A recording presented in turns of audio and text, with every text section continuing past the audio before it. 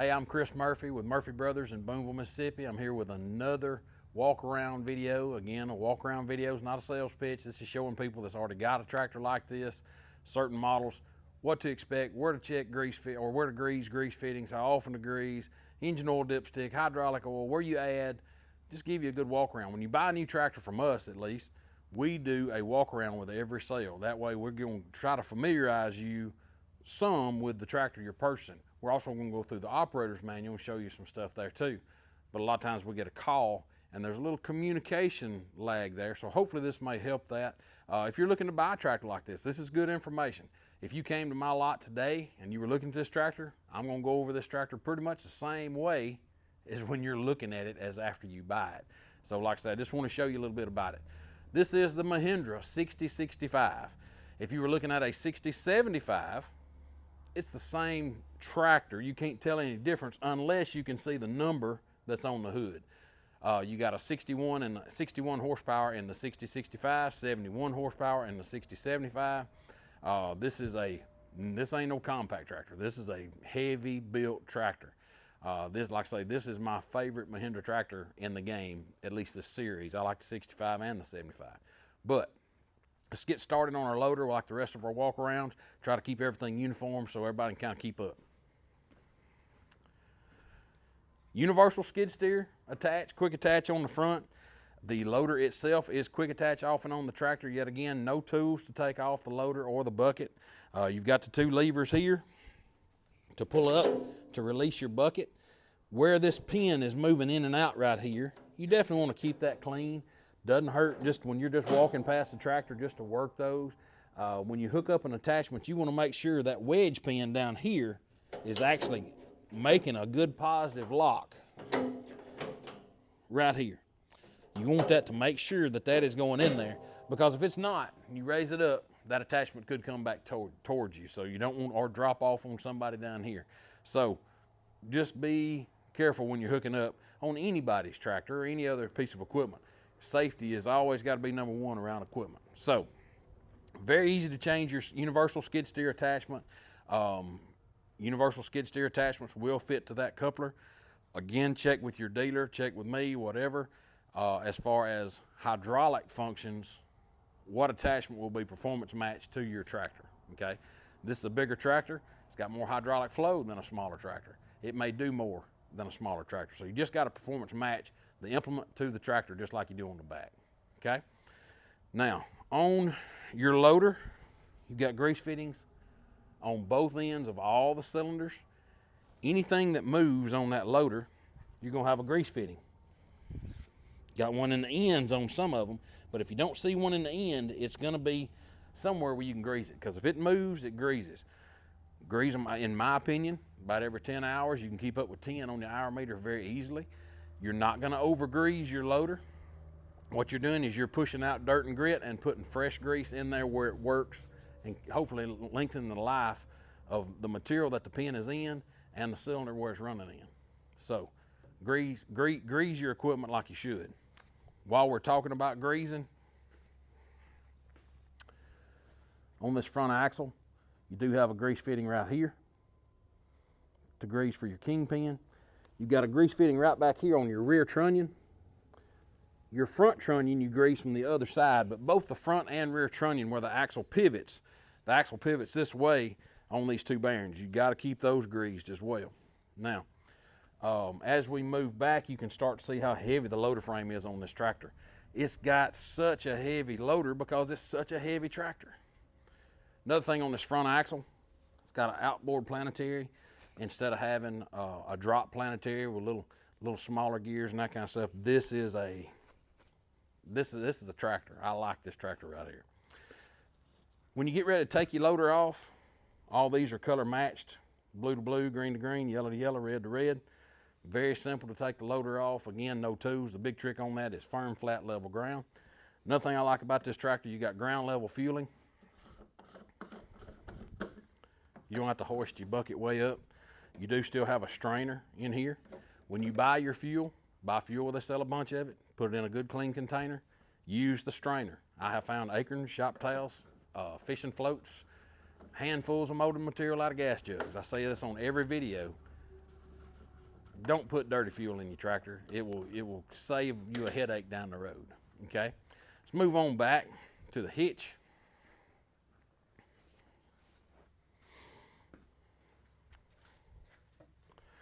All right, heavier tractor, deluxe tractor, premium tractor. It's got some deluxe features. Slide this down, slide this out. Gives you a little up and down motion and also a little lateral motion back and forth in case you didn't back up to your implement just straight and that kind of thing. So once you're hooked up, you just back up with your implement, it's gonna lock in place. This is a category 2 hole, but say you've got some implements got category 1 holes. I'm not sure, yeah, right there, these still got paint, but can't maybe see that one real good. You can see this one right here. See, there's category 2 and category 1. Your top link up here is the same way. It's got both category 1 and 2 holes on it. So you can hook up to a lot of different implements and not have to change the pins, okay? One of the big things I like on this tractor, when you're getting ready to hook up the PTO, the shield raises. It's so much easier to get your hand around here. Now this PTO has got a cover on it for keeping grease and keeping it from rusting and that kind of stuff. But like I say, you do take that cover off when you're using it.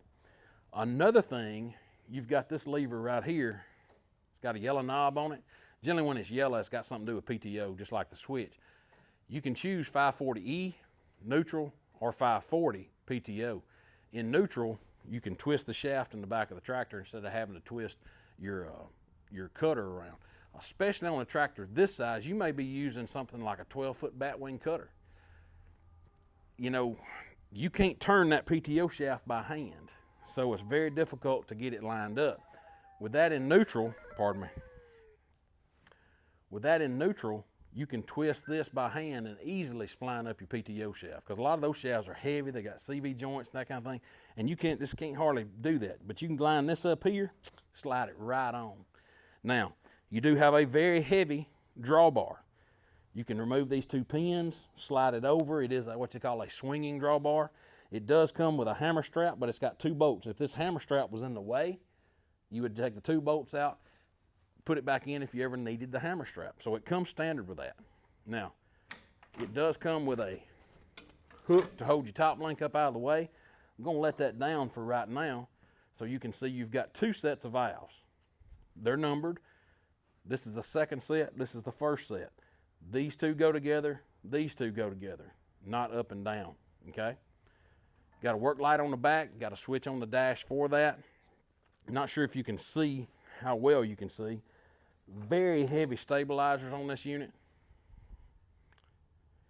Of course, you can just see the mass there in the rear end, the size of the axle housing, the size of the differential, the size of the lift top. That's a heavy unit. Now, hydraulic fluid. You've got a sight glass.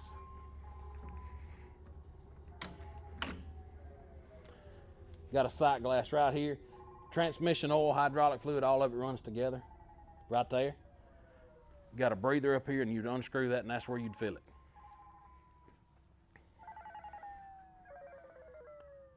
I need to pause just for a minute.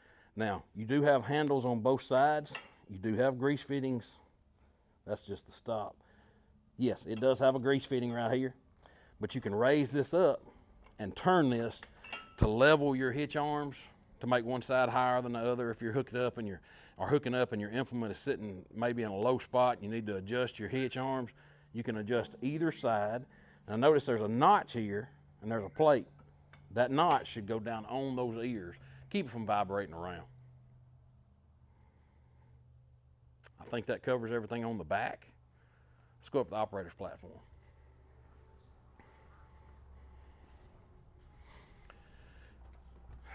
Now, as you see, if you just look straight down, now this tractor was out in the rain last night, so like I say, you got a little water here.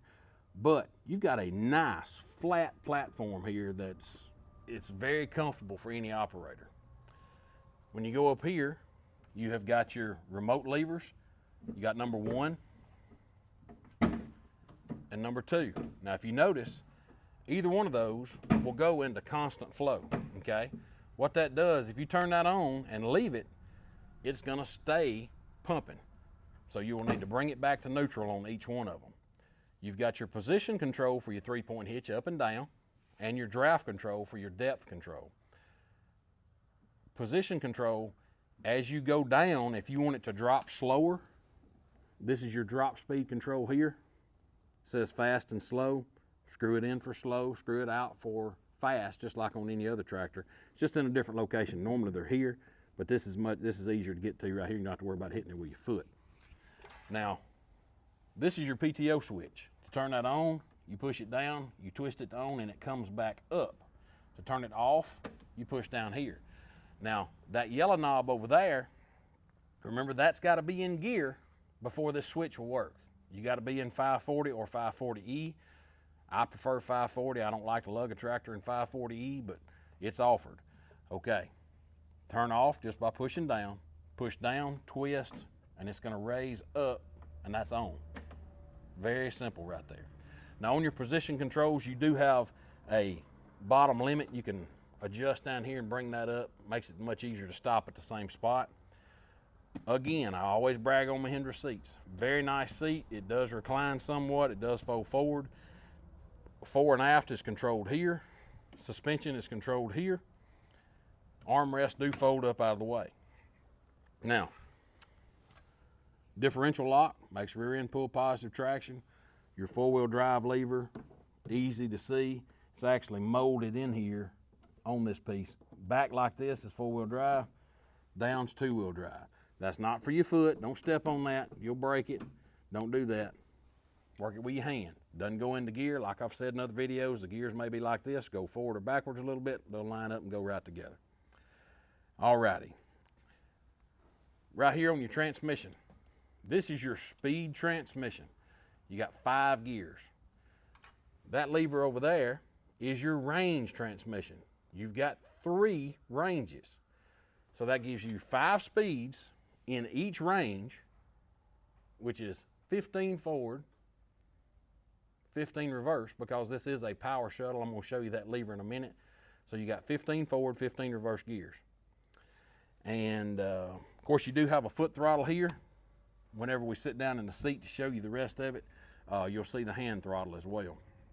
Now, you do have, I'm not sure if you can see from there, it may be easier to see while you're standing. You push this down with your foot to get your tilt wheel. Oh, you do have an emergency brake over here. Just like any other tractor, it's easier to push the brake down with your foot, then pull that handle, and it's much easier to release the handle once you put your foot on the brake again. Loader joystick, didn't talk about that.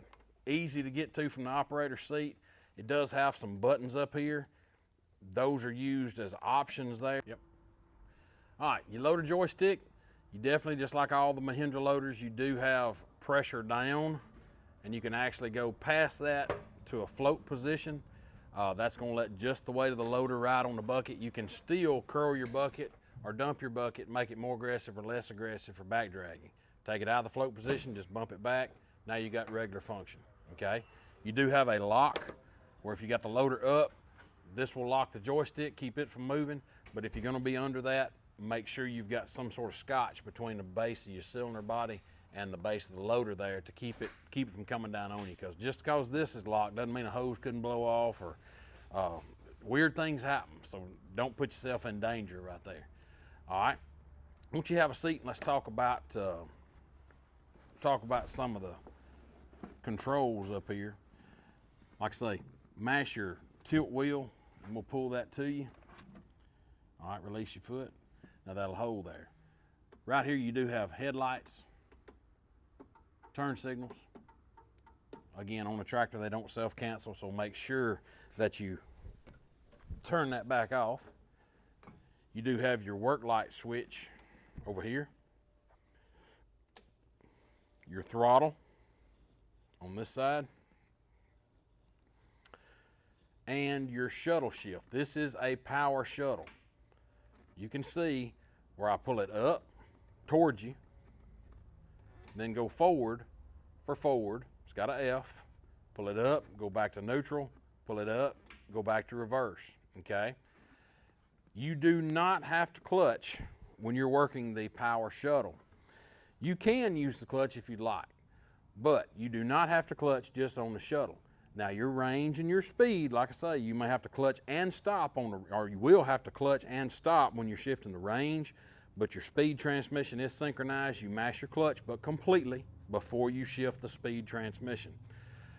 Granted, I say you don't have to stop or you don't have to use the clutch for your power shuttle, all within reason. If you've got it in high range 5th gear and you're motoring down the road at a high throttle, you probably wouldn't want to put it in reverse. So doing loader work, medium, low range, that kind of stuff, it will shift in high range, but you probably don't want to. So like I say, working range, that power shuttle is awful nice. If you do need to inch up next to something, there's nothing wrong with using the clutch. Okay, let's, I think that covers everything up here. We'll just click on that. Well, it was already on. Right there's your cluster. You can see you do have a neutral indicator. It will have to be in neutral for it to start. PTO's got to be off for it to start. Foot's got to be on the clutch for it to start. But you've got your fuel gauge, your temperature gauge, analog cluster with your hour meter on it. It does have a trip meter, so if you're doing a job for somebody who want to keep up with how long, you can set a trip on it. You see you've got 2 different yellow marks here for your 540E and your 540. That's why I don't like 540E. Why am I turning anything at 1500 RPM? Granted, maybe a post hole digger, something like that. You don't have to worry about building up soot on a Mahindra tractor, on this size Mahindra tractor and down anyway, because it doesn't use DEF, it doesn't have a diesel particulate filter, anything like that. This is not going to regen, but I still like RPMs. 2000 RPM gives you 540 at the back. That's where I'm going to be running that tractor when I'm running anything on the PTO, bush hog, tiller, anything with a drive shaft. Now, maybe a post hole digger I'd run lower, but when you're just doing loader work, box blade work, whatever, you'd probably still want to be 1700 RPMs. That way you're getting all the hydraulic flow that you need. Your loader's more efficient. I had one guy said, man, my loader's too fast when I'm running up at PTO speed. And he showed me and he pulled it all the way down. Well, going all the way down, it's going to be faster. You will have to feather it a little bit to get more of a slow reaction and a more controlled reaction when you've got RPM. But that's just like an excavator or a dozer or anything else. You have to feather the controls, okay? Let's get down and raise the hood and talk about what you're looking for under there. Okay, little T-handle right here, you're gonna pull straight out. That unlatch the hood, give it a slight push. It's gonna raise up. It does have a strut on there and it's got a cable to stop it from going too far. You can also use that cable from the other side to help lower that hood when you need to. Now right here, from the front of the engine all the way out, this is what's called your bolster. This is cast iron. That is not a welded front frame. That's not just a regular steel. That is cast iron. That is a much heavier way to build a front axle. There's a lot of tractors, this horsepower, still got a compact front end under it. It's got a compact welded front frame on it. This gives you the weight that you need. Of course, this is cast all throughout, but this is a very, very heavy tractor. I don't know the spec off the top of my head, but like I say, this tractor is with a loader on it. I would say you're going to be pushing, let's don't guess. I'll get somebody to get a spec and we'll post it later. But like I say, you can look it up online. You can find it on our website or you can find it on Mahindra Tractor USA. So that's your front bolster. And like I say, it is greased where that axle hangs underneath. Let's walk around the other, on this side. You do have a fuel filter right here. You access that from the bottom.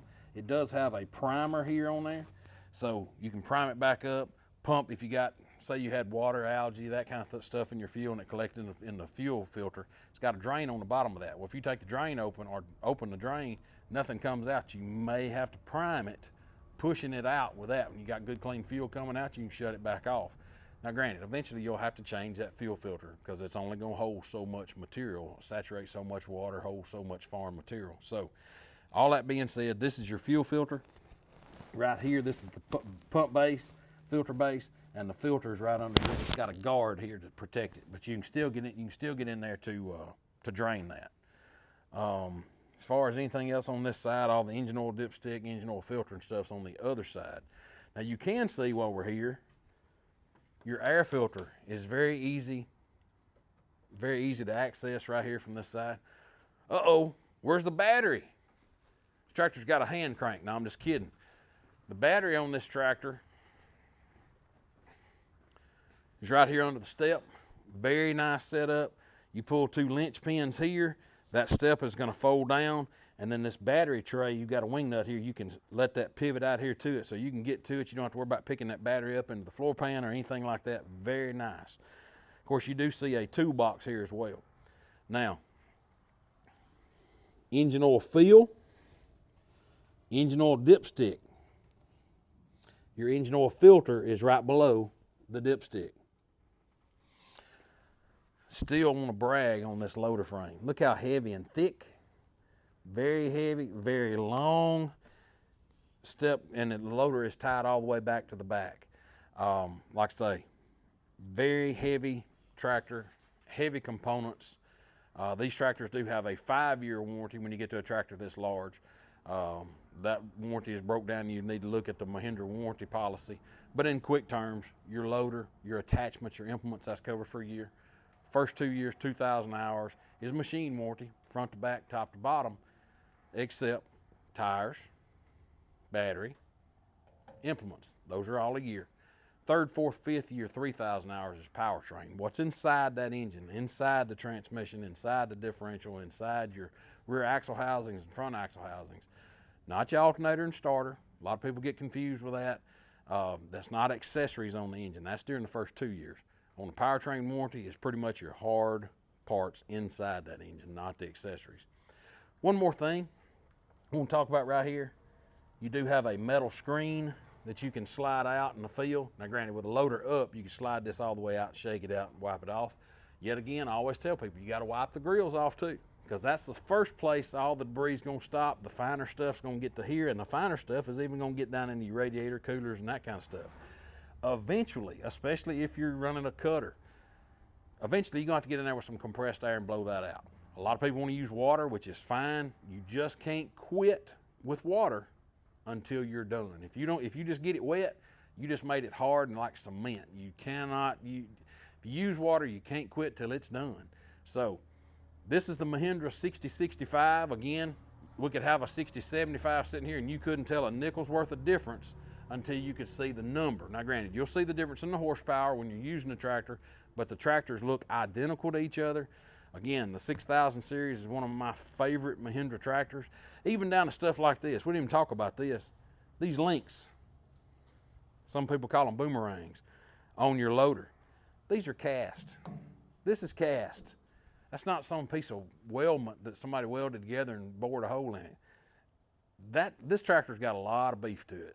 So like I say, if you got any questions about the 6000 series, you've already got one. If you're interested in one, give us a call. Chris Murphy at Murphy Brothers, 662-720-0022. We're right here in Booneville, Mississippi. Y'all come see us.